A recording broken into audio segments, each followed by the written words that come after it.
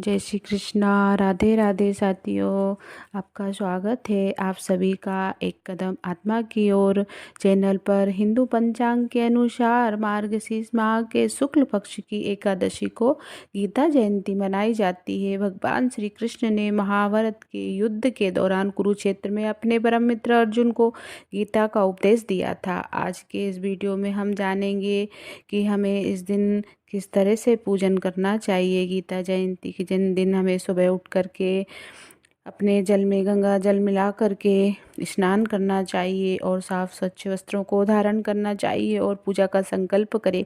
भगवान श्री हरि विष्णु को पीले फल फूल फल दीप आदि से पूजन करें। उसके बाद गीता का पाठ अवश्य करें और फिर हमें भगवान को भोग लगाना चाहिए, आरती करना चाहिए। पूरे दिन उपवास रखें, अन्न का त्याग करें, फलाहार ले सकते हैं। संध्या काल में भी भारती स्तुति करें, उसके बाद अर्चन करें और गीता जयंती के दिन गीता का पाठ अवश्य करना चाहिए। यदि आप पाठ नहीं कर सकते तो आप गीता पाठ सुन भी सकते हैं या फिर कम से कम 1 या 5 श्लोक अवश्य बोलें या सुने। इस दिन ब्राह्मण को गीता दान अवश्य देना चाहिए। साथ में अपने पितरों की शांति के लिए भी उनकी प्रिय वस्तुओं का दान करना चाहिए। जो भी उन्हें भोजन में अच्छा लगता हो वो हमें अवश्य दान करना चाहिए और सात्विक ब्राह्मण को ही दान करना चाहिए। गीता में कुल 18 अध्याय हैं, उनमें 700 श्लोक हैं। 6 अध्यायों में भगवान ने कर्मयोग के विषय में बताया है और दूसरे 6 अध्यायों में भगवान ने ज्ञान योग के बारे में अर्जुन को ज्ञान दिया था और अंत में 6 अध्यायों में भक्ति योग के उपदेश दिए गए थे। तो इस वीडियो में आप अवश्य अंत तक बने रहिएगा और चैनल पर यदि आप नए हैं तो चैनल को सब्सक्राइब करिए और यदि वीडियो पसंद आए तो लाइक ज़रूर करिएगा। इसी के साथ द्वापर युग में जब भगवान ने कुरुक्षेत्र में अर्जुन को गीता का ज्ञान दिया था तो अर्जुन के अलावा हनुमान जी महाराज जो कि रथ की ध्वजा में विराजमान थे, उन्होंने भी सुना था गीता का उपदेश। और धृतराष्ट्र, संजय, बर्बरीक जो कि आज हम उन्हें खाटू श्याम के नाम से जानते हैं। इसी के साथ हम आपको आज जो कि आपने कई कई बार सुने होंगे 2 श्लोक गीता के अवश्य सुनाना चाहेंगे। उससे हमें सुनने से बहुत ही पुण्य लाभ प्राप्त होता है। श्री कृष्ण भगवान कहते हैं कि यदा यदा ही धर्मस्य ग्लानिर्भवति भारत अभ्युत्थानम् अधर्मस्य तदात्मनं सृजाम्यहम्। यदा यदा ही धर्मस्य ग्लानिर्भवति भारत अभ्युत्थानम् अधर्मस्य तदात्मनं सृजाम्यहम्। परित्राणां साधूनां विनाशाय च दुष्कृतां धर्म संस्थापनार्थाय संभवामि युगे युगे। अर्थात भगवान श्री कृष्ण कहते हैं कि हे भारत, जब जब धर्म की हानि और अधर्म की वृद्धि होती है तब तब ही मैं अपने रूप को रचता हूँ, अर्थात साकार रूप से लोगों के सम्मुख प्रकट होता हूँ। और दूसरे श्लोक में भगवान कहते हैं कि साधु पुरुषों का उद्धार करने के लिए, पाप कर्म करने वालों का विनाश करने के लिए और धर्म की अच्छी तरह से स्थापना करने के लिए ही मैं युग युग में प्रकट होता हूँ और होता रहूँगा। इसी के साथ साथियों, मोक्षदा एकादशी के दिन हमें व्रत अवश्य रखना चाहिए। युधिष्ठिर महाराज ने कहा कि युधिष्ठिर महाराज बोले कि हे देवेश, मार्ग मास के शुक्ल पक्ष में कौन सी एकादशी होती है, उसकी क्या विधि है तथा उसमें किस देवता की पूजा की जाती है, यह सब यथार्थ रूप से बताइए। तो श्री कृष्ण भगवान ने कहा कि मार्गशीर्ष मास के शुक्ल पक्ष की एकादशी का वर्णन करते हुए जिसके श्रवण मात्र से वाजपेय यज्ञ का फल मिलता है उसका नाम मोक्षदा एकादशी है, जो सब पापों का अपहरण करने वाली है, सभी पापों को हर लेती है। मोक्षदा एकादशी के दिन हमें यत्नपूर्वक तुलसी की मंजरी तथा धूप दीप आदि से भगवान दामोदर का पूजन करना चाहिए और विधि से ही दशमी और एकादशी के नियम का पालन भी उचित तरीके से करना चाहिए। मोक्षदा एकादशी बड़े बड़े पातकों का नाश करने वाली है। उस दिन हमें रात्रि में भगवान की प्रसन्नता के लिए नृत्य गीत और स्तुति के द्वारा जागरण करना चाहिए। जिसके पितर पाप बस नीच योनि में पड़े हों, वे इस एकादशी का व्रत करके इसका पुण्यदान अपने पितरों को करें तो पितर मोक्ष को प्राप्त होते हैं, इसमें तनिक भी संदेह नहीं है।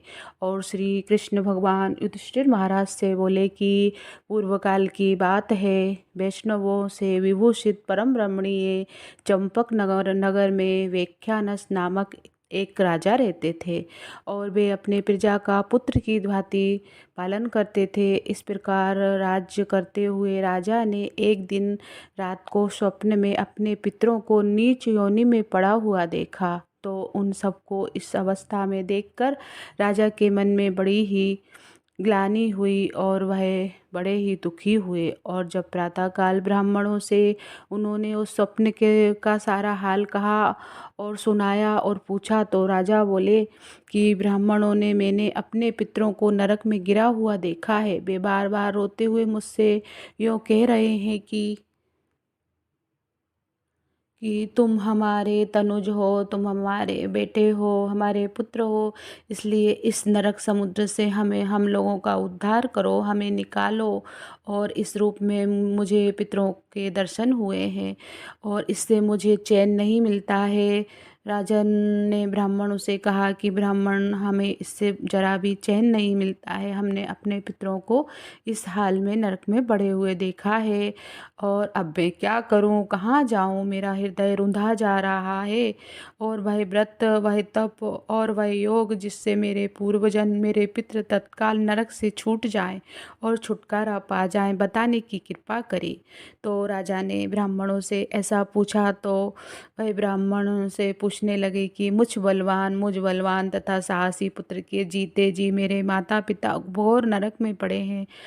ऐसे घोर नरक में पड़े हुए मैंने अपने माता पिता को स्वप्न में देखा है। अतः मेरे पुत्र होने से मेरे माता पिता को क्या लाभ है, जो मैं उनके स्वप्न में आए हुए उनकी वाणी को, उनकी बातों को, बोले हुए शब्दों को मैं पूरा नहीं कर सकता हूँ। तो ब्राह्मण ने बोला कि हे राजन, यहाँ से निकट ही पर्वत मुनि का महान आश्रम है। थोड़ी दूर पास में ही चल कर के पर्वत मुनि का बहुत ही रमणीय और शांति पूर्वक आश्रम है। वे भूत और भविष्य के भी ज्ञाता हैं, त्रिकालदर्शी हैं। आप उन्हीं के पास चले जाइए, वे आपको कुछ उपाय अवश्य ही बताएंगे। ब्राह्मणों की बात सुनकर महाराज बेसन शीघ्र ही पर्वत मुनि के आश्रम पर गए और युधिष्ठिर महाराज ने फिर कृष्ण भगवान से पूछा कि हे मधुसूदन, हे माधव फिर आगे क्या हुआ। तो कृष्ण भगवान ने बोला कि हे युधिष्ठिर महाराज, वह पर्वत मुनि के आश्रम पर गए और वहाँ उन मुनि श्रेष्ठ को देखकर उन्होंने दंडवत प्रणाम किया और मुनि के चरणों का स्पर्श किया।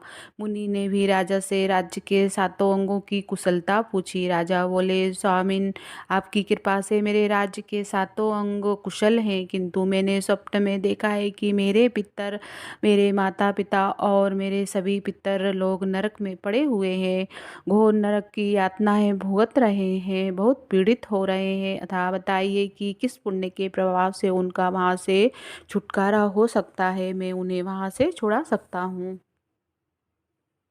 राजा की यह बात सुनकर मुनि श्रेष्ठ पर्वत एक मुहूर्त तक ध्यानस्थ रहे। एक मुहूर्त तक, बहुत देर तक लंबी समाधि में बैठ करके उन्होंने ध्यान करा और इसके बाद राजा से बोले कि महाराज, मार्गशीर्ष के शुक्ल पक्ष में जो मोक्षदा नाम की एकादशी होती है, उस एकादशी के दिन तुम सब लोग उसका व्रत करो, परिवार सब लोग उसका व्रत करो और उसका पुण्य पितरों को दे डालो। उस पुण्य के प्रभाव से उनका नरक में उद्धार हो जाएगा, उनका नरक से उद्धार अवश्य होगा और नरक से उनका छुटकारा हो जाएगा। भगवान श्री कृष्ण कहते हैं कि युधिष्ठिर मुनि की यह बात सुनकर राजा पुनः अपने घर लौट आए और जब उत्तम मार्गशीर्ष मास आया और तब राजा बेखानस ने मुनि के कथन अनुसार मोक्षदा एकादशी का व्रत करके उसका पुण्य समस्त पितरों सहित समेत समस्त पितरों सहित अपने पिता को भी दिया और पुण्य देते ही क्षण भर में आकाश से फूलों की वर्षा होने लगी और वे नष्ट के पिता पितरों सहित नरक से छुटकारा पा गए और सभी पितरों के साथ में वह नरक से छूट गए और आकाश में आकर के राजा के प्रति यह पवित्र वचन बोले कि हे बेटा, तुम्हारा कल्याण हो, तुम्हारी वजह से आज हम यह नरक से छूटे हैं। यह कहकर वे स्वर्ग में चले गए और राजन जो इस प्रकार कल्याणमयी मोक्षदा एकादशी का व्रत करता है उसके पाप नष्ट हो जाते हैं और मरने के बाद वह मोक्ष प्राप्त कर लेता है। यह मोक्ष देने वाली मोक्षदा एकादशी मनुष्यों के लिए चिंतामणि के समान समस्त कामनाओं को पूर्ण करने वाली है। इस महात्म के पढ़ने और सुनने से और सुनाने से वाजपेयी यज्ञ का फल मिलता है। जय श्री कृष्णा। राधे राधे। श्री कृष्ण गोविंद हरे मुरारी, हे नाथ नारायण वासुदेवा। श्री कृष्ण गोविंद हरे मुरारी, हे नाथ नारायण वासुदेवा।